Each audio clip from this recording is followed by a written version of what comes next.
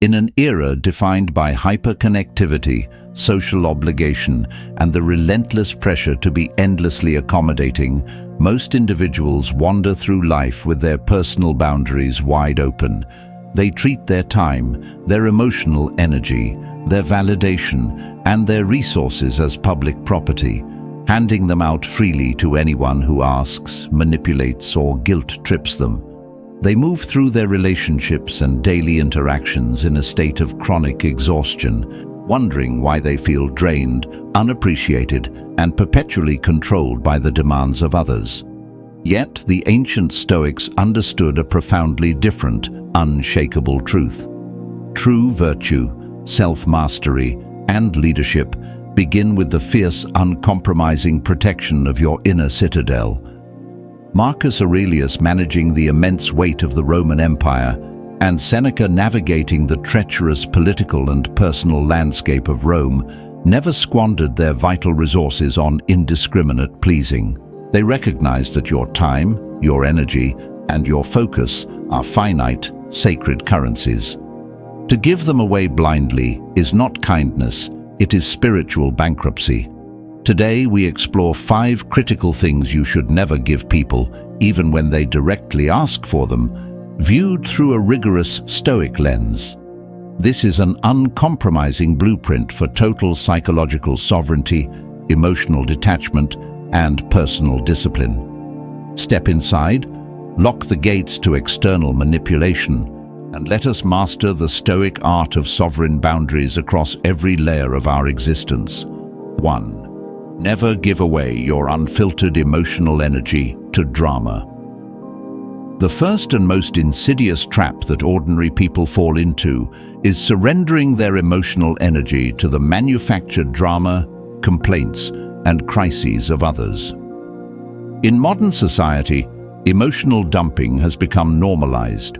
People walk around with unmanaged internal chaos, seeking out calm, disciplined individuals to act as emotional trash cans, offloading their panic, bitterness, and trivial grievances onto your nervous system. Seneca repeatedly warned that a man is as wretched as he convinces himself he is, and spending your life entangled in the emotional storms of undisciplined minds is a direct path to self-destruction. When someone approaches you demanding your immediate emotional sympathy, outrage, or panic over a situation they brought upon themselves, what is your typical response? Do you rush in to rescue them, bleeding your own inner peace dry in the process? Stoicism demands that you practice a clinical, rational detachment. This does not mean you become a cold, unfeeling monster. Rather, it means you recognize the strict boundary between your emotional state and another person's turmoil. Epictetus taught that people are disturbed not by things, but by the views which they take of things. When you hand over your emotional energy to someone else's drama, you are essentially handing them the remote control to your psychological well-being. From this moment forward, establish an iron law. You do not absorb emotional chaos. When faced with complaining, whining, or manipulative crisis-mongering, you listen with a calm, centered presence, but you refuse to match their panic. You offer rational counsel if asked, but you keep your internal emotional baseline completely untouched. By refusing to donate your peace to the fires of external drama, you preserve your energy for what is genuinely vital, noble, and productive. You become an island of serenity in a sea of turbulence. 2. Never give away your time without purpose. Time is the only asset in the universe that cannot be earned back, borrowed, or stored for later use. Yet modern humanity treats time as if it flows from an infinite, bottomless reservoir. People hand over hours of their lives to trivial conversations, meaningless obligations, passive scrolling, and the demands of people who respect neither their schedule nor their ambition. Seneca, in his immortal essay on the brevity of life, delivered a scathing indictment of how carelessly people squander their days. It is not that we have a short time to live, but that we waste a lot of it. Life is long enough, and a sufficiently generous estimate has been given to us for the highest achievements if it were all well invested. When someone asks for your time, whether for an unneeded meeting, a pointless social gathering, or endless chatter, and you agree out of sheer social guilt or fear of being perceived as rude, you are committing an act of self-betrayal. You are telling your subconscious mind that other people's boredom is more valuable than your life's mission. The Stoic views time as a sacred trust. When an individual asks for your time, you must run it through a rigorous filter of reason and duty. Ask yourself, does this action align with my moral character? Does it serve a genuine purpose? Or am I simply filling a void to avoid discomfort? If the request fails this test, you must learn to say no with absolute grace, clarity, and finality. You do not owe anyone lengthy excuses or elaborate justifications for protecting your schedule. By guarding your hours with the vigilance of a medieval monarch, guarding the treasury, you reclaim your agency. You realize that every time you say yes to a trivial demand, you are saying no to your own potential, your discipline, and your destiny. 3. Never give away your validation to manipulative approval. Seekers. Human beings possess an almost biological craving for approval, praise, and social validation. In the digital age, this vulnerability has been weaponized. People post for likes, curate their personalities to fit corporate or social trends, and bend over backward to secure the fleeting applause of acquaintances, colleagues, and romantic partners. When someone subtly or overtly asks you for validation, fishing for compliments, testing your boundaries, or demanding that you confirm their inflated or insecure self-image, giving it to them unconditionally is a fatal error. Epictetus put it bluntly, if you ever happen to turn your attention to externals in order to please anybody, be assured that you have ruined your scheme of life.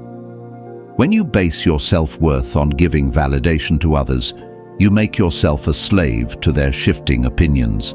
If they smile upon you, you feel valuable. If they withdraw their approval or criticize you, you crumble into self-doubt. This creates an open door for manipulation, guilt-tripping, and emotional control. The Stoic practice requires absolute self-containment. You validate yourself through your adherence to virtue, wisdom, and courage. When someone seeks your empty praise or tries to hook you into an approval loop, you remain neutral and grounded.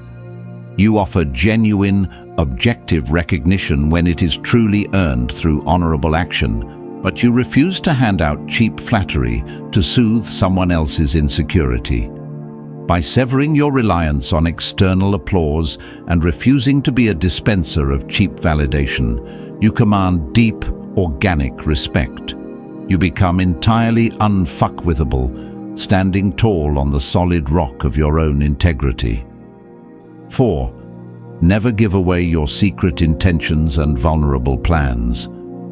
There is a profound psychological trap associated with the premature sharing of your goals, ambitions, and deeply personal plans.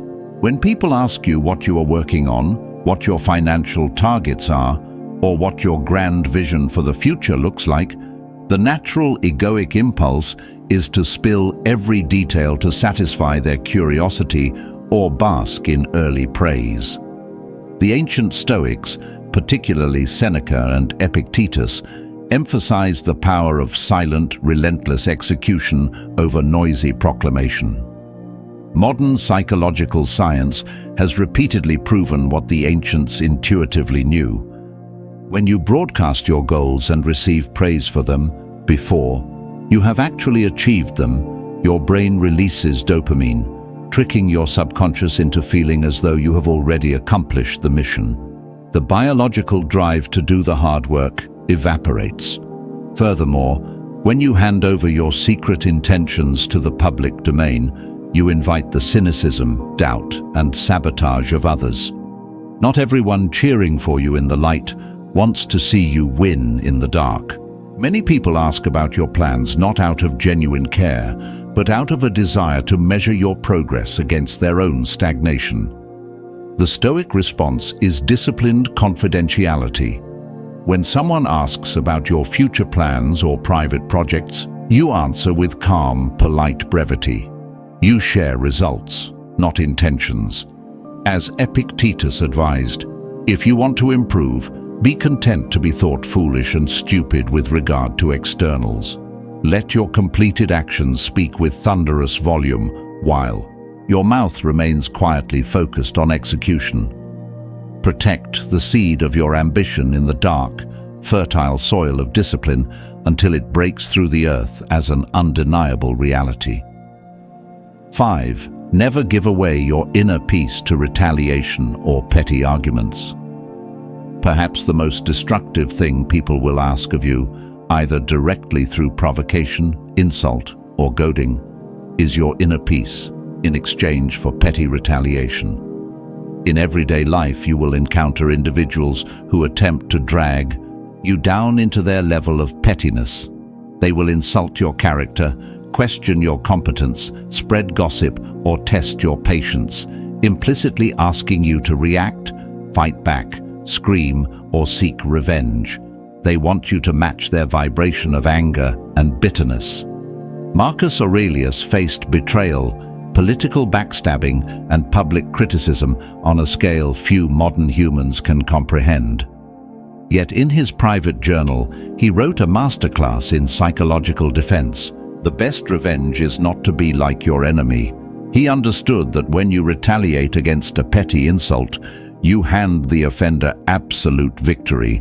You drop down from your citadel of reason into the mud, proving that their words possessed enough power to alter your emotional state.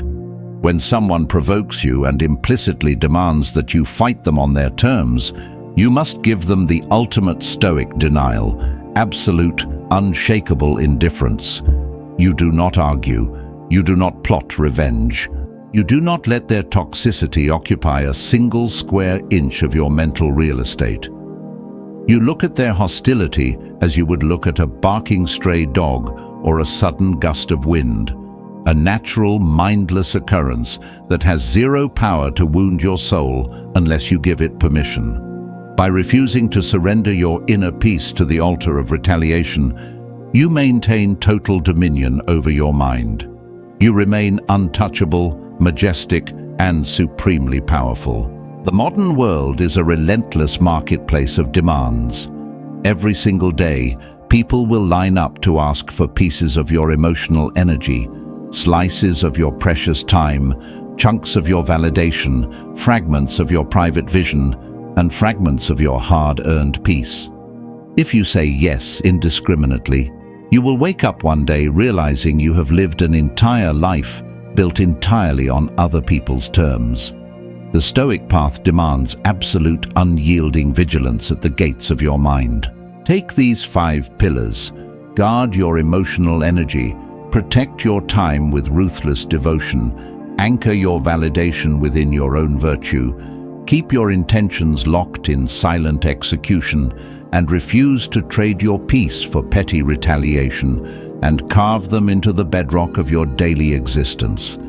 The noise of the world will always attempt to breach your walls, but when you anchor your life in the fortress of Stoic discipline, you become a mountain that refuses to move. Stand tall, guard your boundaries, and never trade your sovereign tranquility for anything this fleeting world can offer. Stay calm, stay focused, and stay stoic.